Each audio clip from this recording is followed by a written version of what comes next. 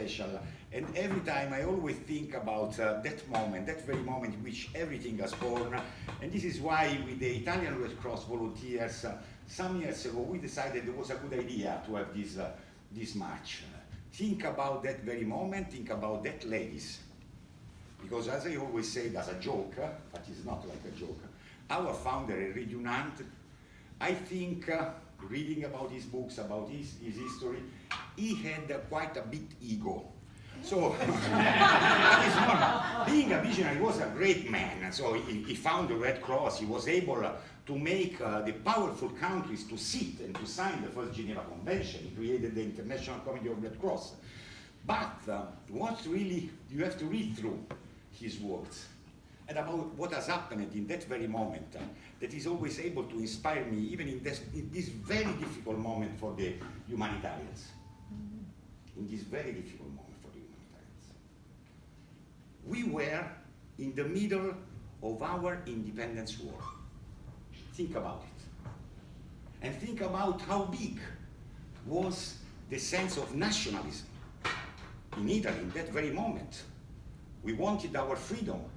We want to be and to feel as a nation. But in that very moment, that women that were wives, daughters, fiancés of the Italian soldiers, they found the strength to say and to answer to someone, because even the shout, tutti fratelli, all brother, when we take care of someone in the street or homeless, we don't have to shout out tutti fratelli and then we take care. Normally, this is what we do and we feel. Maybe they were answering to someone that in that little village was questioning them. Why you are taking care of the enemy? These are our enemies. And these women, they found the strength to say tutti fratelli, all brothers. When there is a heel, when there is something, a wound, we are ready to take care, no matter who is. And this is extremely important in this very moment. I feel this because it's something that I always remind to the Italian Red Cross volunteers that are living this in a moment of which, especially in my country, is questioned why it's so important to save lives in the middle of the Mediterranean Sea. That seemed has become a political act. And we are so in the middle of these very political, divisive issues that sometimes even us, we feel guilty, or we see that we are making a political statement in talking about how important it is to save a human life, a human being. It's tricky. And so this is why it's so important to have a moment of joy, maybe as Vivian has shown, because we sing, we dance, but at the very same moment, we spend the time laughing and living with joy, but deeply attached to our roots. Always to remind why we are here after 160 years. And this is, for me, is the key on how we have to live and to confront with the current challenges that we are living. Because if you look through that book, I won't make the same question. I did a few days ago in another meeting. I was meeting a lot of volunteers. There was a meeting in Madrid with more or less 50 representatives from different national societies. There was someone also from American Red Cross representing the volunteers. And I asked, how many of you have ever read the Memories of Solferino? Because in that little book, you can find everything. And you can find how important is that moment to remind us who we are. Remind us, and in one moment I'll come to the Bahamas, because this is always, when I was visiting Bahamas, has come to my mind, how important is about who we are, that we take care of the human being, and not about the numbers of people that we take care. Sometimes there is another trick, that we talk about figures, about numbers, and we forget that behind that figures and behind that numbers, there are stories. Stories many times of suffering, of real suffering, stories of losses. So reading that book, you see, that women, that volunteers, receiving the last words for the mother for the wife, for a daughter of the soldiers. The same, Italian, French, Germany, Austrians, same wars, same pain, same messages, but behind of them there were names. And this is another aspect that I always find so interesting in reading that book every year. So I do normally once in a year. And so, if maybe I'm sure that Vivian will be more than happy to arrange, and we will be more than happy to receive you and to make you to feel at home. Because the other aspect that I always love at that very moment is about how the people of these two little villages, Solferino and Castiglione delle Stiviere, they are so happy and they are so proud of their roots. And so you feel really that the Red Cross is something normal, while the reality for us is that we are challenged by many things when we try to live our way to be a Red Crosser on the streets, in our communities, in our neighborhood, sometimes even in our own family, because I also think that we do need a psychiatrist, because we spend more time in the Red Cross than not in our own family. This is so this is for many volunteers is something challenging, because in the family they ask why you are spending so much time, because after day by day, and this is an aspect that I think I know that there are communicators and leaders of some branches, it is important. This is always another recommendation that I usually make to the Italian Red Cross head of branches. We must create an environment in our branches, in our chapters, that enable the volunteers to stay there, to leave the chapter, to create links, interaction between them. So to encourage this kind of relation that are really helpful, especially in the moment when a disaster strikes. This way to be connected and to know each other, it facilitates. It's not only to be well trained, which is another very strong recommendation, to be well trained. It's another skill that belongs to the Red Cross, and even this skill you will find in that very little book, the recommendation of Enrique Unan. Don't think about the money, think to be well trained, then the money will arrive and you will meet the generosity of the people. But it's extremely important to have this environment for the volunteers.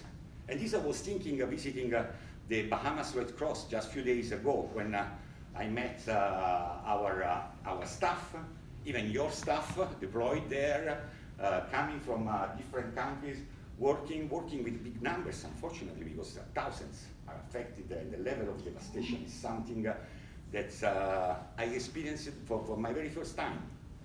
The level of devastation that I saw in Abaco was something unbelievable. Everything was completely down, no houses, and it was something unbelievable. And what the team on the ground was saying to me, that they were also starting to rethink the way they work on the ground. And I was talking with a logistician with experience, that I had other experiences of disaster, natural disasters, the way they have to deal, because some refuses to leave their home, even if their homes were damaged. So they start to learn how to deliver by customize is the way it's correct, customize. They have to customize the delivery and the human touch with these people. But then, back in Nassau, the day after, and visiting the shelters of the people that have been moved from Abaco to Nassau, and they were forced to leave because there is nothing left in Abaco. First, there is no water, no clean water, so it takes time to rebuild. It was visiting these hundreds of people in these shelters, living in very difficult conditions, as maybe you have seen in many occasions after an hurricane strike in this sport area, with all these mattresses, as we experienced in several occasions. Then I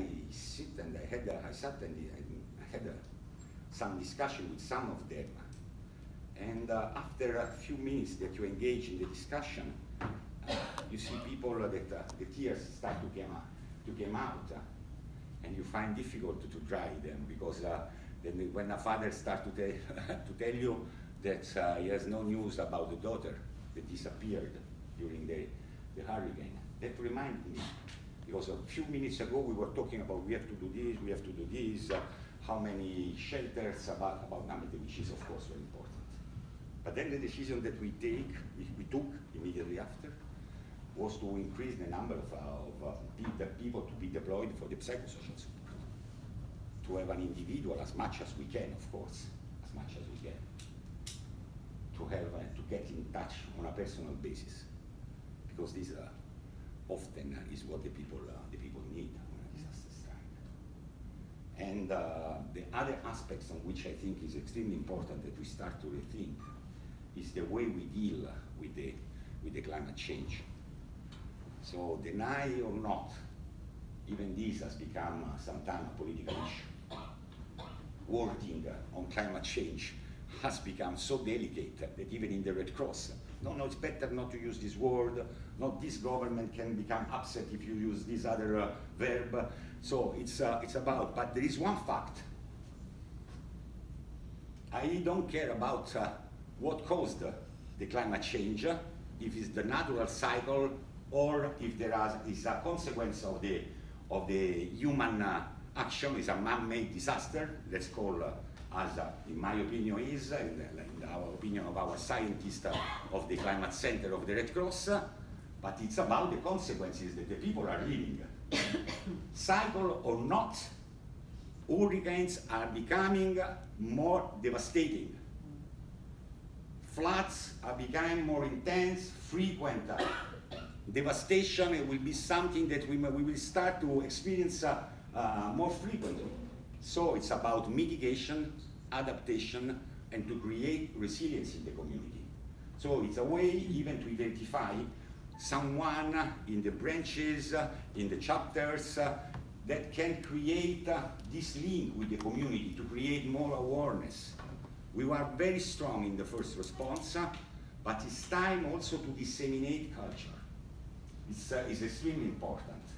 And this is something a bit more difficult to identify, who can, because you have to train people, you have to be sure that they deliver the right message to the community, but it's another aspect of which we have to increase. I know that the American Red Cross has a very, very strong history on this, but unfortunately I think here and elsewhere we have to scale up the way we work with the communities, and what we are doing is not enough for what is expecting us, because even if, and it's not happening because we expected a bit more from the climate summit 2 days ago, but even if all the government will start to act now, it will take some years to decrease the intensity, the magnitude of the climate-related phenomena that we will live. So this is another aspect, and I promise the Prime Minister of Bahamas that through our professional, through our technician, we have to work together, and we have to set up a model even for the Caribbean. So let's use this tragedy as a lesson learned and to rebuild in a better way so that we can mitigate the consequences of future hypothetical, but unfortunately not so hypothetical disaster that we strike on the area, because this for sure it will happen again. So this is one of the aspects that I was thinking. Then it's about the other, because I was asked to make some points, but then I will, in a few minutes, I will start to be silent. I would like to receive feedback and questions from you. But on these, I was asked about my priorities. So these are my priorities: to create more engagement with our communities and with our neighbors, with our civil societies. It's time. I know that there are communicators also in the room. How we can be better engaged, how we can better use our social media. These are other aspects on which we have to rethink the way we engage and the way we communicate. This is a huge challenge. Even the way we communicate sometimes is not enough, especially with the young people. My son is 12 years old.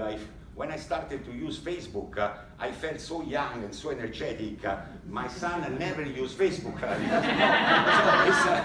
And even in our communication department, they told me about we use normally Facebook, Instagram, or Twitter, of course.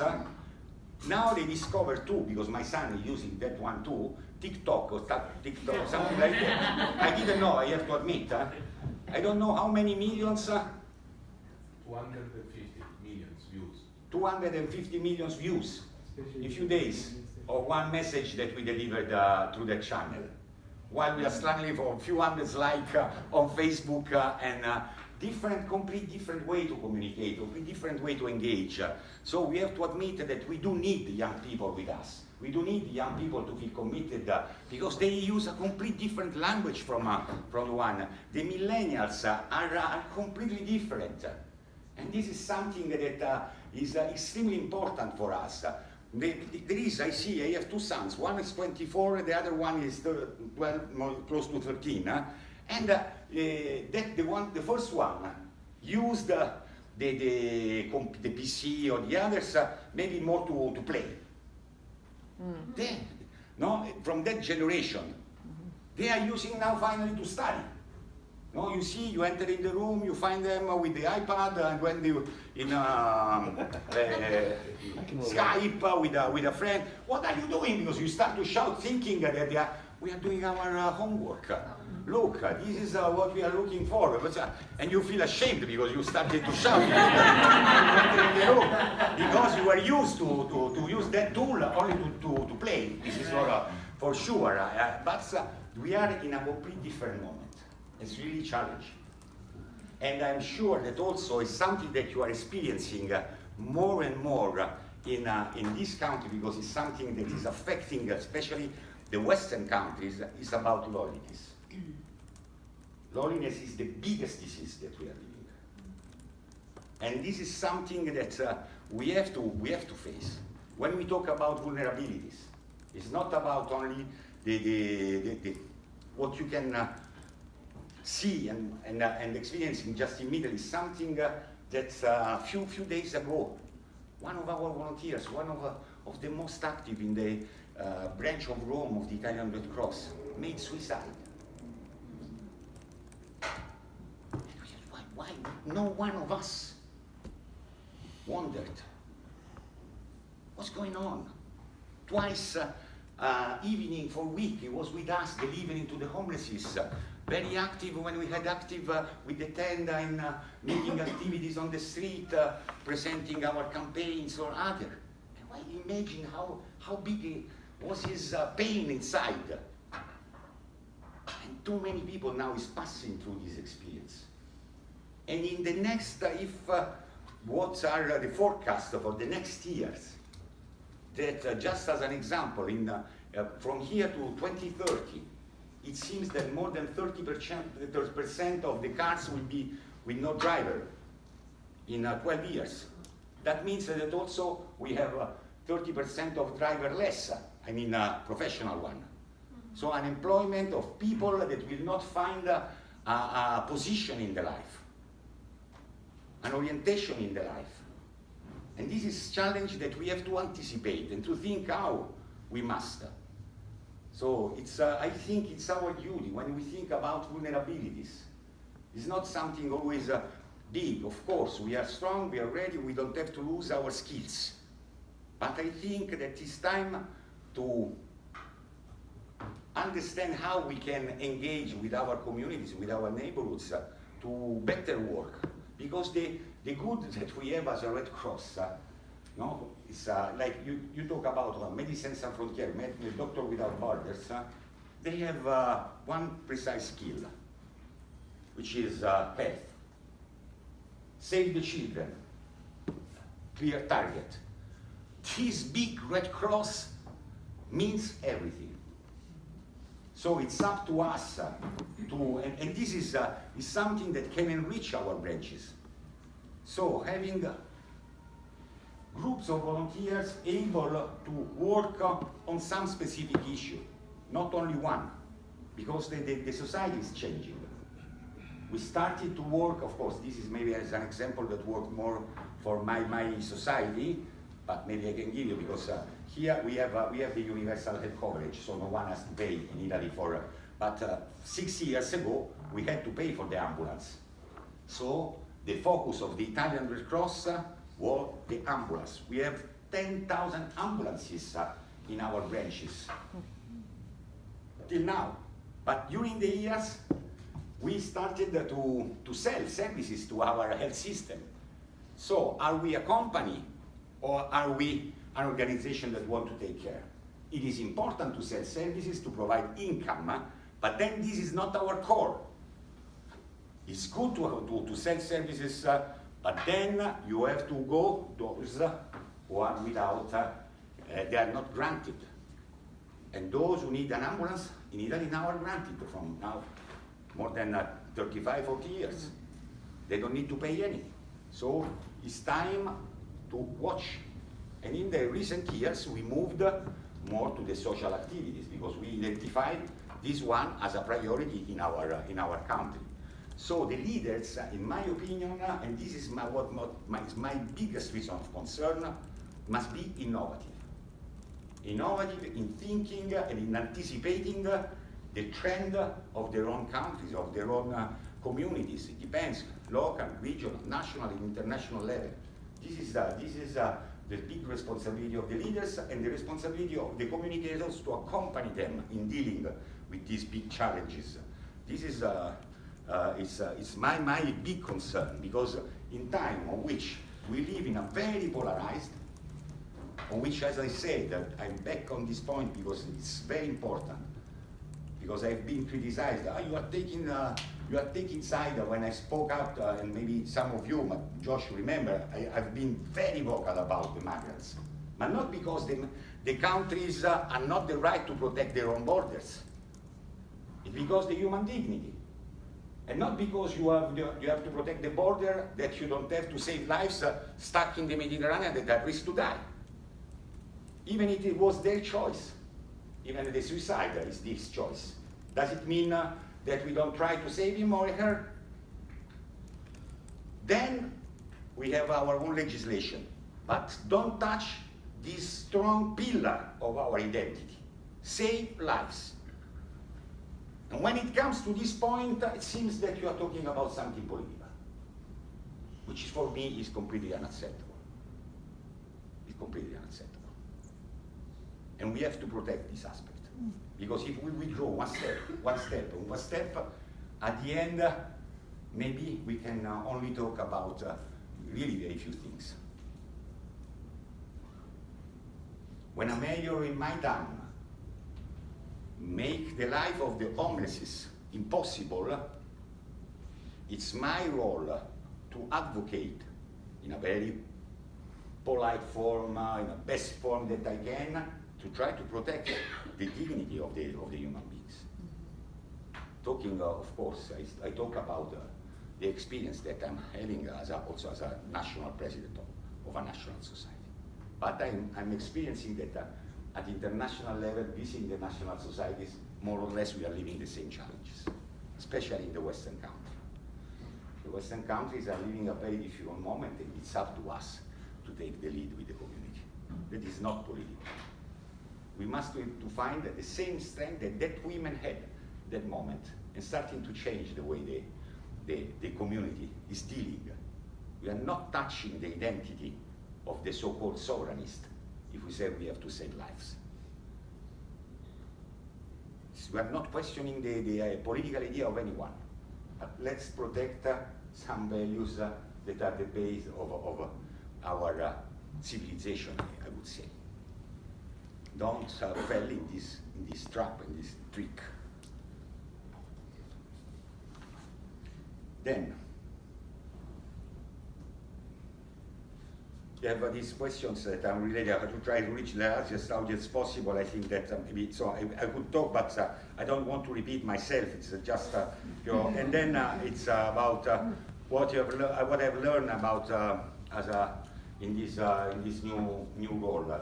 First, I would say as a volunteer, because in my private life now I'm a consultant when it's possible, of course, because I'm always, but this is my profession, and is try to manage my frustrations.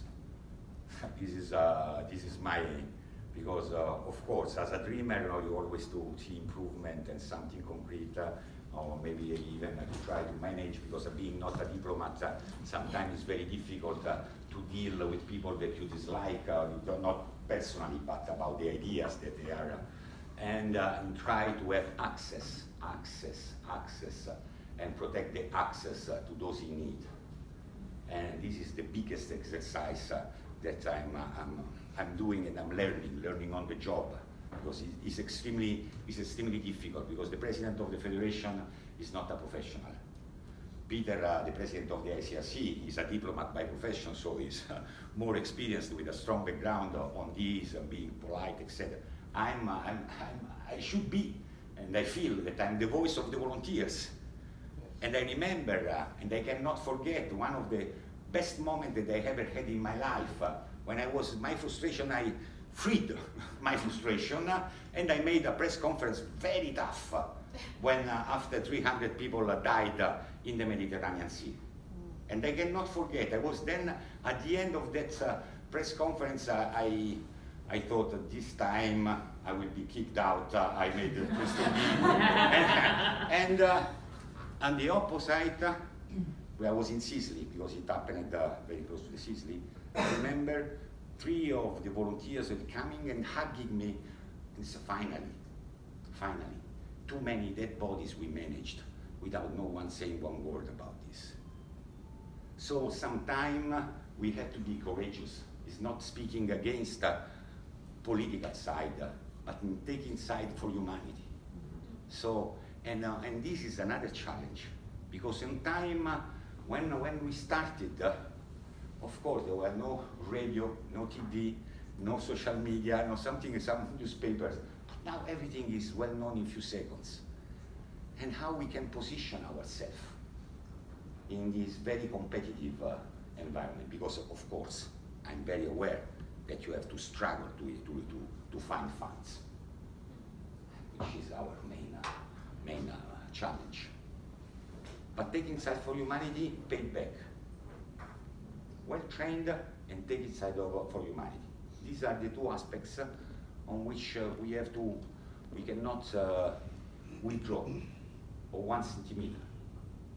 This is what I learned. That when I go in that very so-called important room, even in the UN, no, so sometimes I see something that for us that we are on the ground are very obvious. It seems that you are saying something so big that while something that when I discuss with my colleagues, other volunteers, it's so normal when you deal with the life of people. Because the risk is that our leaders are losing the touch, the human touch. What does it mean? I know that some of you work with the homeless or with the people in difficulties. How big is the challenge that we live in dealing with people that after an hurricane has lost everything, or after a fire has lost everything, has anything back. But because when you lose the pictures, your memories of the family, of her, and you have, how many times you have to dry the tears of these people? And this it's a very, very, this is what teaches you how to live. And this is so I've learned to manage frustration, but also not to be afraid to speak out when it's needed. This is the main challenge that I felt at the beginning. Now I'm trying to manage. The other fear that I had, but this is as a joke, but it's believe me, it's true, about my English, which is very, very poor, and I had to increase my feeling to be a bit ashamed to speak in public, because in Italy we were not used to speak in English every day, and being not a professional in an international, so it's something that you have to learn day by day, but it's this one. Finally, and this is my really, it's back to one point that I touched, but I beg, really sincerely, all the leaders at all levels to work more for the young people. It's something that is extremely important. In too many places, I see that we are perceived as old-fashioned. And you can invest in young people only if you are true, because they don't have the great zone. And when this is maybe another lesson learned. Visiting national societies, when I see strong young people, I see a national society in good health. It's extremely important for us that the young people is engaged, that they feel that they are really empowered, they are listened, because they see needs that we don't see, or they consider priority that we don't consider as a priority. It's just to have a common exercise in understanding each other, but to give them their space, even to fail, but that they feel that they are doing something for the community in a free space. We decided, and we did at the beginning of my international activities, the youth of the Red Cross at international level was selected by the governing board. This year, for the very first time, I pushed a lot, the young people will elect their own representative. Because they must feel that they're empowered, and they must also be demanding and challenging and feel free that they can interact in a different form, not because we decided that they are the best one to represent the young people. It's not the one that we like more, it's the one that they like more. So it's the challenge that we have. We are our sons and daughters. They like music and things that we don't, oh wow, this is terrible, this is terrific. But the things are going to change. And this is something that we have to admit even in our organization, is the challenge of our times. Because if not, we cannot question why the number of our volunteers is decreasing, and the others, because there's not decreasing the number of volunteers in general. Of course, maybe a bit, because this society has become a bit more cynical. But there are other organizations that grow with happiness. So we have to wonder why. Maybe I'm wrong, maybe my one is the wrong answer, but I think that it's our duty to sit and discuss. It's not about that the proposal or the idea of the president is the only one, but it's time to sit and discuss, and don't be ashamed in saying what do we have to change or to rethink in the way we work together or in the way we engage to the community. That a girl or a boy wear with pride the Red Cross emblem going to school. Something that we had to wonder why. This was happening in the 50s and is not happening anymore. What has changed? And this is I don't have the answer, because maybe they are the one that can give the answer. But if you look at how one little girl, that maybe you can say whatever you want about this Greta Thunberg. Yeah. Some like, some dislike. I don't want to enter that. I want to make you think about how powerful was this girl in mobilizing 4 million people in few days. 4 million. So these young people need something different that maybe we are not able to identify. And the only way is to open the door and maybe to find a way. So for me, and my dream is to have chapters of the Red Cross really open to the community without losing our identity, our skills, protecting what we achieved so far, but being ready to be challenged about new vulnerabilities that are lying on the ground, that are only waiting for the right answer. Thank you very much.